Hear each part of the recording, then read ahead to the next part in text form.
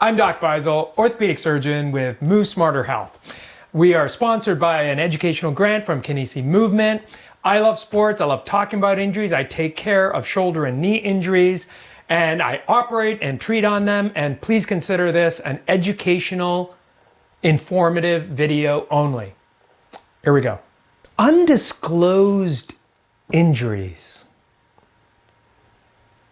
Hear about these? We all wonder about these. Why is it that the NHL has a bunch of undisclosed injuries? Lower body injury, upper body injury, undisclosed injury, generalized body soreness. Now, granted, if someone has an injury, what's the first thing you're going to do if you're a competitive player? You're going to go after that injury, even after they recover. So, NHL, Hockey Player Association, media regulations, media rights, whatever contract they have allowed them to limit the amount of disclosure that they can do for their injuries. So that's why in some situations, like NFL, MLB, other sports, you will get a specific injury once they have the identified injury. So let's look at one example. Bryce Young, high ankle sprain. We don't know all the details yet. I'm not going to get into it right now. Is he going to be out? Is he going to be back? We don't know yet. High ankle sprain. That's a pretty specific injury, right? Relatively. We don't know the grade and all that, right? Then Adin Hill, Vegas Golden Knights goaltender. Big name, top goaltender.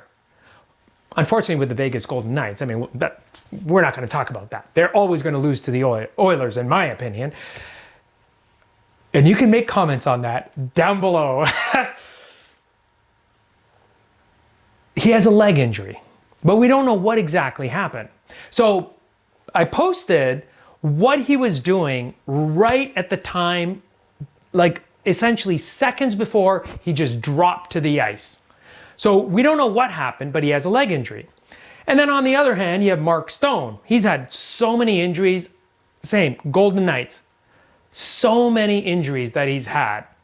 This time they're saying it's a wrist injury, but there's a lot of things it could be, but they're saying it's a wrist this time. We don't know the specifics of exactly what happened.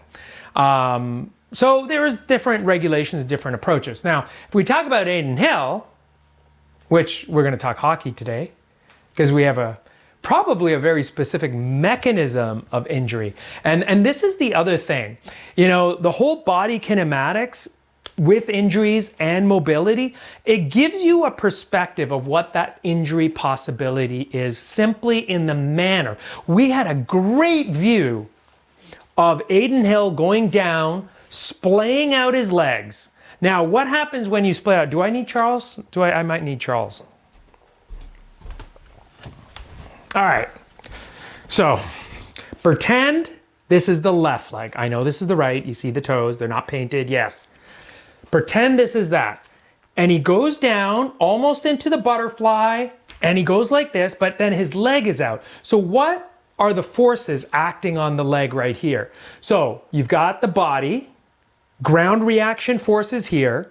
You've got force vectors going in multiple directions, opposing forces. So you have adductors pulling, glutes pushing and pulling, quadriceps straining at the same time. You got your abductors on the side, right? Imagine this is your buttock. My face is the buttock. You know what people are going to do now, right? You walked right into that. I walked right into that. Yeah, that's because I love you fans. You guys make fun of my shirts. You make fun of my comments about Alabama. You can make fun of my face. Sure, I love it. So anyway, I'll be the butt of this joke. Yeah, that was a dad joke.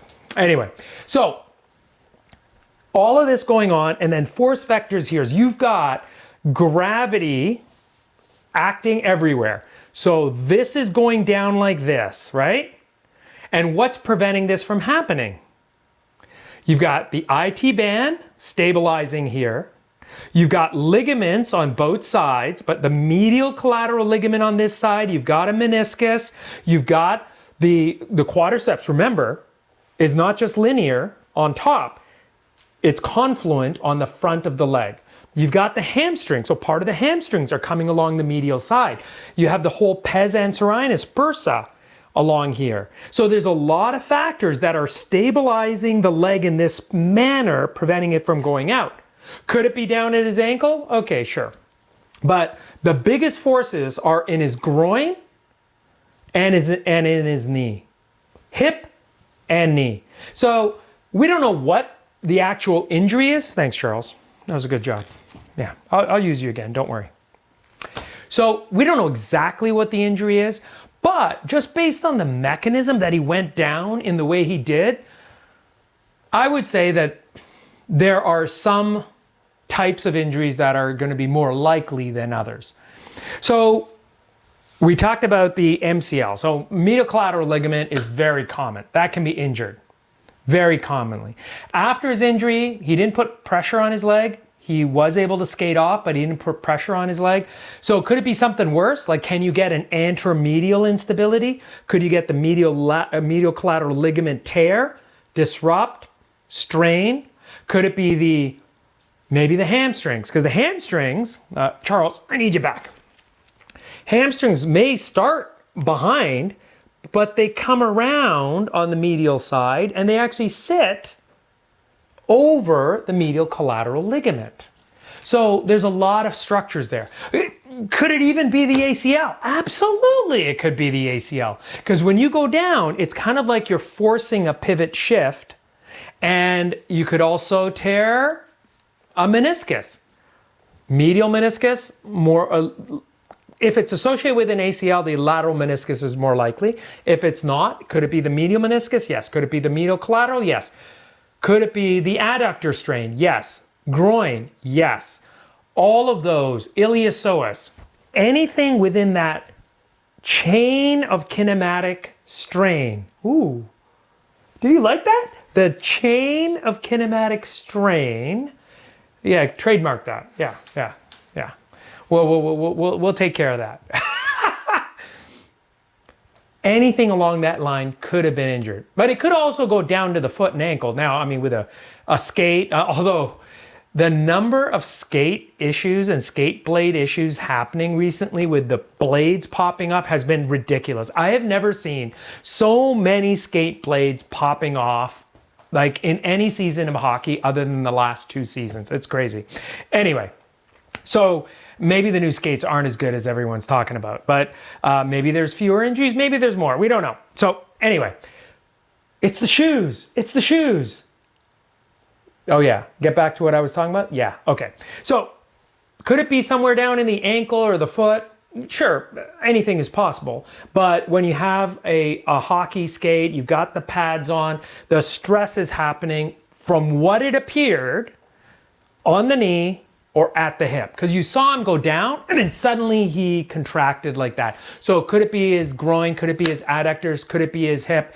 It could be a lot of structures. Now, it's not just the adductors. There's so many structures. There's the intrinsic rotators, external, internal rotators around the hip. There's the abductors, the adductors. There's an entire confluence of nerves, vessels, lymphatics, veins, arteries, tissue, fascia, ligaments, muscle, bone, tendon, anything along that kinematic chain, right?